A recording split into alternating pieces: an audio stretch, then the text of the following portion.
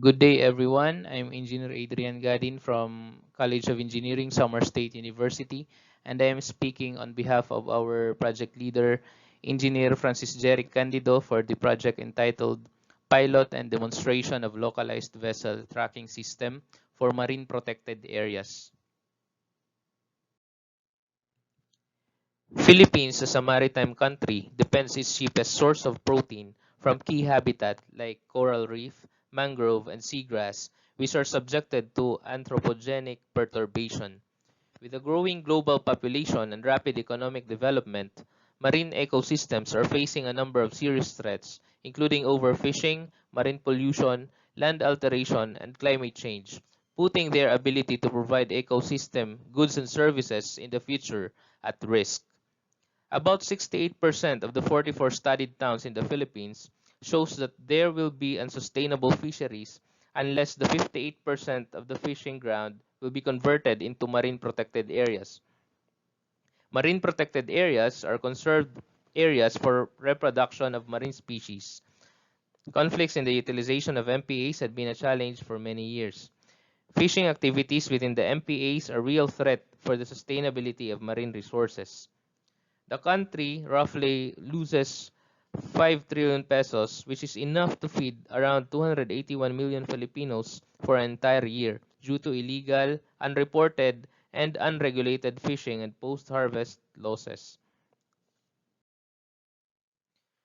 Although there are national agencies that are mandated to enforce all environmental laws, they can only cover small stretches on our coastlines, and they have no means of tracking illegal fishing activities within the MPA. The issue on the degradation of marine resources in the country is not only an issue on our environment, but also on our national food security and sustainability. The lack of technology in tracking and monitoring small marine vessels, which are less than 30 gross tons, in implementing existing government policies, presses another problem on the issue. Current AIS transponders used by BFAR cost about 100,000 pesos, and the owner of the vessel will have to pay about 30,000 pesos annually after the first year for subscription to the service. Without the subscription, the device would not be able to send data. World Risk Report from 2012 to 2016 identifies that the Philippines was the third country in the world with the highest average risk index. Philippines is prone to marine hazards with an average of 20 typhoons yearly. The lack of tracking system for small vessels needing attention for rescue is another problem. At times of emergency situation, difficulty in finding the vessel's exact location results in slow or failure of rescue response efforts. So this happens during the Typhoon Julina last September 12, 2021, which resulted to 17 deaths with 7 missing. This R&D project aims to provide a two-way solution in preserving the marine protected areas and to strengthen the safety of small maritime vessels. This project is an online visual system that will display the current location of the marine vessel and its status with respect to the MPA.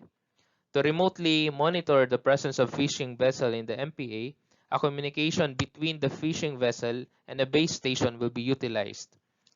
The system will embrace the wireless long-range star topology architecture in which each fishing vessel represents as the sensor node and is directly connected to the gateway.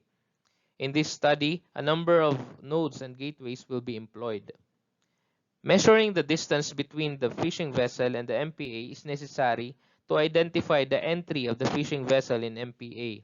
In this project, haversine method will be implemented to measure the distance between the vessel and the marine protected areas. The GPS module will be responsible in sensing the location of fishing vessels. The data from the GPS will be used in the computation of distance from the MPA and will be sent to the base station through the RF module. LEDs and the buzzer will be used to indicate the status of the distance from the fishing vessel to the MPA. With this, remote location tracking and emergency notification of vessel will also be an additional feature.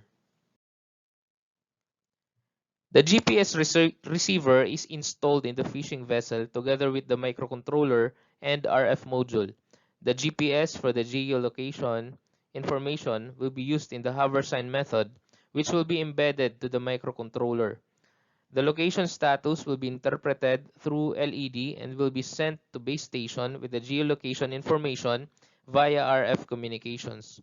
The gateway receives the data from fishing vessel and will be placed in a cloud server and will be presented through web interface. For our expected outputs, first, marine protected areas are preserved. In complementary with the developed device, rules and policies on the preservation of MPAs will be practiced. Concerned agencies will be able to strictly monitor the activities of small vessels in the implementation site. Fishermen will gain awareness on the areas that are prohibited from fishing. Thus, MPAs are preserved. It also has an economic impact along food security and sustainability and secured livelihood for fishermen. Next, emergency response on fishing vessel accidents is improved. With the safety features of the developed device, a small vessel needing such attention for rescue may easily be identified and located. A button for SOS purposes is made available on the vessel during emergency situations. Another expected output is the cost-effective transponders will be developed. So that would be all for our presentation, and thank you. May God bless us all and keep safe always.